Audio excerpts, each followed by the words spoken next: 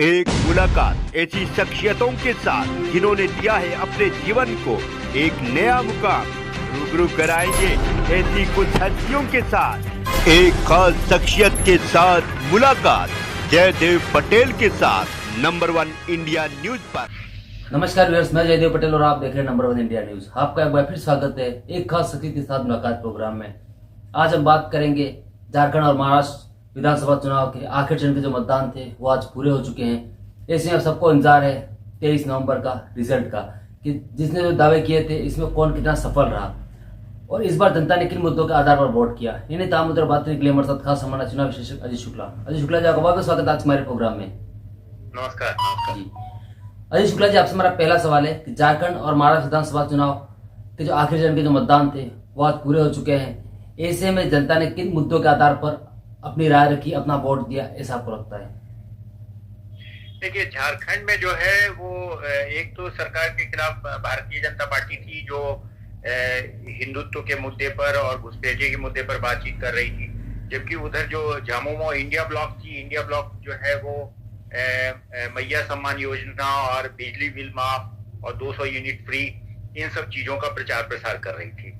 तो ग्राउंड पे जो है एक तो भारतीय जनता पार्टी शुरू से ही लंबे समय तक, जब 24 साल हो गए हैं सरकार के, तो उसमें लंबा समय 17 साढ़े 17 साल 18 साल जो है Bharatiya Janata party lead government रही है और कम ही समय तक जो है वो दूसरी पार्टियों की सरकार रही है और वो बड़े ही अल्पमत की बहुत सारी सरकारें रही हैं। तो पहली बार जो है पिछला जो है वो एक रघुवर सरकार थी, रघुवर दास की सरकार थी जो 5 साल पूरा की थी, और दूसरा जो है हेमंत का भी कहीं कह लीजिए झामुमो का पूरा तो सरकार पूरा नहीं हुआ, बीच में वो जेल चले गए थे। तो कहीं ना कहीं उसका सिंपैथी है, जो उनका अरेस्टिंग हुआ फिर उनका रिलीज हुआ, उसका कमोबेश जो आदिवासी मतदाता हैं या जो उनके सिंपैथाइजर हैं, उनके वोटर हैं, उनमें सिंपैथी है। दूसरा है कि मैया सम्मान योजना, दूसरा कल्पना सोरेन की पॉपुलैरिटी बढ़ी है, तो उसका क्या इम्पैक्ट पड़ता है ये इलेक्शन में रिफ्लेक्शंस होगा, तो ये देखना पड़ेगा।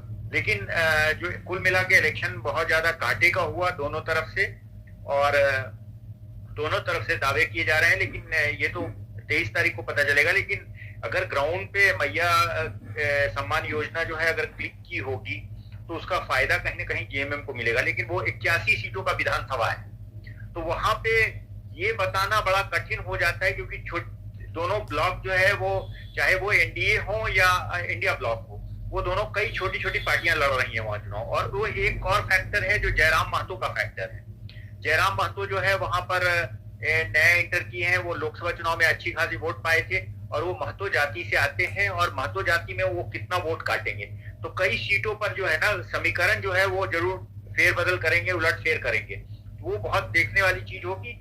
हालांकि एडवांटेजियस पोजीशन में भाजपा है अभी, लेकिन वो एक स्टेट बड़ा इंटरेस्टिंग है जहां पे अंत समय तक देखना होगा। अगस्त में जो है वो अभी जो ये विनोद तावड़े का जो ये आया, एक वीडियो आया है, उसका नुकसान हो रहा है भारतीय जनता पार्टी को। कठिन लड़ाई है, लेकिन वहां पे जो है वो उस स्टेट को एक स्टेट में नहीं देखा जा सकता है। वहां पे विदर्भा है, विदर्भा में कास्ट फैक्टर बहुत ज्यादा काम करता है, मराठवाड़ा है, वहां पर किसानों का डिस्ट्रेस है, किसानों ने बहुत आत्महत्या किया है, बहुत नाराजगी है वहां पे। और तीसरा जो है वो पश्चिमी महाराष्ट्र आता है, जहां पर मराठाओं का बोलबाला है, वहां शरद पवार का एक इमोशनल अपील चलता है और शरद पवार कहीं ना कहीं मास्टर करते हैं उस एरिया को। तीसरा एरिया है वो कोंकण और थाने वाला एरिया आता है, वहां पर भाजपा और शिवसेना बहुत मजबूत है, शिंदे शिवसेना और भाजपा बहुत मजबूत है, जबकि नॉर्थ महाराष्ट्र में जो है वो वहां पर भी भाजपा और शिवसेना मजबूत है। तो उसको अलग अलग तरीके से देखा जा सकता है। जहां तक लग रहा है कि विदर्भा में जो है कहीं ना कहीं महाविकास अघाड़ी आगे रहेगी, तो मराठवाड़ा और पश्चिमी महाराष्ट्र में जो है वो महाविकास अघाड़ी के कांटे की टक्कर होगी, लेकिन वहां आगे रहेगी। लेकिन जबकि कोंकण और थाने वाला इलाका है वहां पे महायुति आगे रहेगी, और नॉर्थ जो महाराष्ट्र है वहां पर जो है आगे रहने की महायुति के आगे रहने की संभावना है, ऐसे संकेत मिल रहे हैं। अब ये देखना होगा कि दोनों में किस तरह के लड़ाई होती है। लेकिन ओवरऑल जो है जो कल जो विनोद तावड़े का जो वीडियो आया है उससे कहीं ना कहीं नुकसान होता दिख रहा है महायुति को। तो 23 तारीख को ये देखना होगा। दूसरी चीज है वहां पे लाडकी बहना योजना जो है इन लोगों ने चलाया था, महायुति ने चलाया था, तो उसका कहीं ना कहीं ट्रैक्शन रहेगा। लेकिन ये भी देखना होगा कि सोयाबीन की जो है कीमत नहीं मिली, किसानों में बहुत ज्यादा असंतोष था, चाहे हर एरिया के किसान हो, चाहे कपास सोयाबीन वाले विदर्भ और मराठवाड़ा की स्थिति हो, चाहे पश्चिमी महाराष्ट्र की हो या नॉर्थ महाराष्ट्र की प्याज और कांदे इन सब चीजों से जुड़ी हुई रही हो, कहीं ना कहीं किसानों के अंदर में असंतोष है। तो ये देखना पड़ेगा कि वो क्या होता है। दूसरा है कास्ट फैक्टर है। कास्ट फैक्टर को हालांकि महायुति ने साधने की कोशिश की है, लेकिन अब कितना हद तक साधे हैं वो तो 23 तारीख को ही पता चलेगा। लेकिन कुल मिला के जो है ऐसा लगता है कि महाविकास आघाड़ी आगे है महाराष्ट्र में। जी अजीत शुक्ला जी, अगर हम बात करते हैं महाराष्ट्र विधानसभा चुनाव की मतदान से ठीक पहले जिस तरीके से बीजेपी का केश कांड सामने आया, तो उसके अगेंस्ट में कहीं ना कहीं बीजेपी ने एक और मुद्दा उठाया महाविकास आघाड़ी के अगेंस्ट में, जो बिटकॉइन का जो विवाद है। ऐसे में कौन ज्यादा असरदार रहेगा ऐसा आपको लगता है?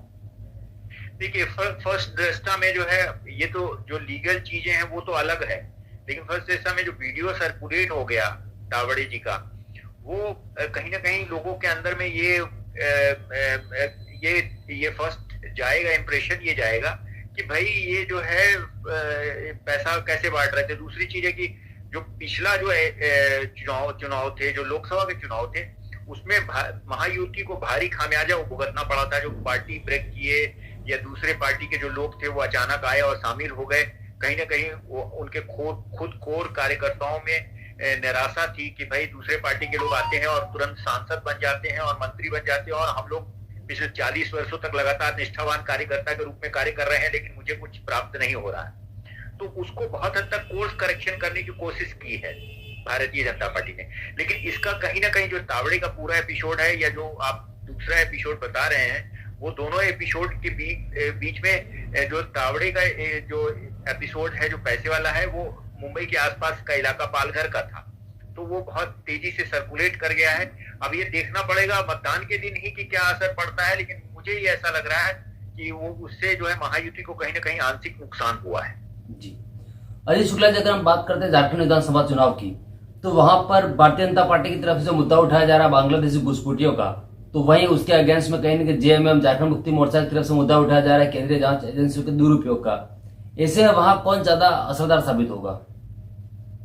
देखिए, बांग्लादेशी वाला मुद्दा बहुत ज्यादा पेनिट्रेट नहीं कर रहा है। बांग्लादेशी वाला मुद्दा का बहुत सारा कंक्रीट एविडेंस नहीं मिल रहा है। हालांकि उस मुद्दे से जो है भारतीय जनता पार्टी के जो कोर हिंदुत्व वाले वोटर्स हैं उनमें कंसोलिडेशन हुआ है और उसका फायदा कहीं ना कहीं मिलेगा भारतीय जनता पार्टी को, लेकिन उसका बहुत व्यापक फायदा मिलने की संभावना कम है। और दोनों में कांटे की टक्कर है। भारतीय जनता पार्टी और जेएमएम के बीच में कांटे की टक्कर है। वहां पर ये देखना बड़ा लाजमी होगा कि कौन आगे निकल जाता है, क्योंकि वो 81 विधानसभा सीटों की सीट है। 81 विधानसभा सीटें हैं वहां उस विधानसभा क्षेत्र में, विधानसभा में, झारखंड विधानसभा में। तो 81 बड़ा ही कम सीट है ना। तो कम सीटों में पहले जो है भाजपा जो है अच्छी खासी सीटें जीती हुई है, जेएमएम भी अच्छी खासी सीटें जीती हुई है। तो दो बड़ी पार्टियां हैं, जेएमएम और जो बड़ा प्लेयर है, जो वो एक तरफ जो इंडिया ब्लॉक है वहां जेएमएम है और दूसरी तरफ जो है वो भाजपा है, जो वो बड़ा प्लेयर है। तो भाजपा सीटें बढ़ रही है भाजपा की, लेकिन जेएमएम भी अपनी सीटों को रिटेन कर रहा है। अब जो छोटे प्लेयर्स होंगे, जैसे जेएमएम के साथ जो वहां पे दूसरे जो गठबंधन है वो कांग्रेस है, आरजेडी है और माले है। तो माले कितना रिटेन कर पाती, कितना सीट पाती है, आरजेडी कितनी सीटें पाती है, कांग्रेस अपनी स्थिति को रिटेन कर पाती है कि नहीं कर पाती है, ये देखना होगा। लेकिन अकेला भाजपा जो है वो कहीं ना कहीं एडवांटेजियस पोजीशन में है कि वो पहले से उसकी सीटें बढ़ रही हैं और वो आगे जा रही है। अब उनके गठबंधन में जो है आजसू है, तो आजसू जो है लगभग 10 सीटों पर लड़ रही है। तो वो देखना पड़ेगा वो कितनी सीटें लाते हैं।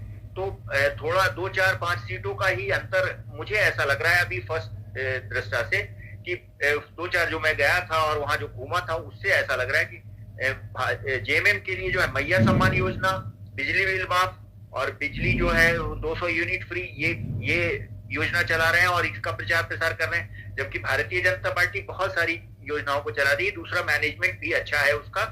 तो भारतीय जनता पार्टी का मैनेजमेंट चलता है या इन लोगों का ये जो मैया सम्मान योजना है जिसमें पैसे आए हैं, बहुत सारे मतदाताओं का पैसा 2 दिन पहले आया, हालांकि उस पर नाराजगी व्यक्त किया गया है भारतीय जनता पार्टी के द्वारा, लेकिन वो 2 दिन पहले आया, तो उसका क्या असर पड़ता है ग्राउंड पे और उसका वोटिंग के दिन ये पता चलेगा। तीसरा है जयराम महतो का फैक्टर। जयराम महतो का फैक्टर एक बहुत बड़ा फैक्टर है, क्योंकि महतो जाति से आते हैं और उनके पक्ष में जो है वो पिछले लोकसभा चुनाव में बड़ी संख्या में जो है युवा मतदाता और खासकर महतो के जो युवा मतदाता हैं वो लामबंद हुए थे।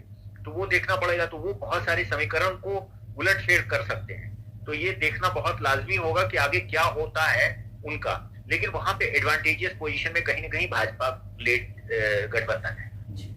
अजय शुक्ला जी, अपना हमारे लिए समय निकाला, उसके लिए आपका बहुत बहुत धन्यवाद।